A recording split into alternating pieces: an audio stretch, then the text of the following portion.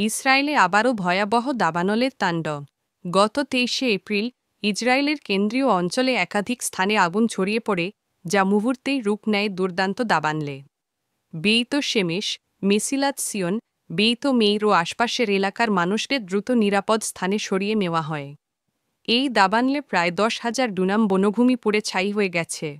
আহত হয়েছেন অন্তত ৯ জন, যাদের মধ্যে রয়েছেন ফায়ার সার্ভিস সদস্যরাও। আগুন নেভাতে অংশ নেয় শতাধিক ইউনিট এবং ১১টি অগ্নিনির্বাপক বিমান। প্রধানমন্ত্রী বেঞ্জামিন নেতানিয়াহু ঘটনাস্থলে পৌঁছে পরিস্থিতি পর্যালোচনা করেন এবং শিমশন সুপার হারকিউলিস বিমান ব্যবহারের নির্দেশ দেন। সেনাবাহিনী, পুলিশ ও উদ্ধারকর্মীরা দিন-রাত কাজ করে আগুন নিয়ন্ত্রণে আনতে সক্ষম হয়। এই দাবানলের ফলে ইসরায়েলের পরিবেশে মারাত্মক প্রভাব পড়বে বলে আশঙ্কা করা হচ্ছে। সরকার জানিয়েছে, ক্ষতিগ্রস্ত এলাকা পুনর্গঠনে দ্রুত ব্যবস্থা নেওয়া হবে।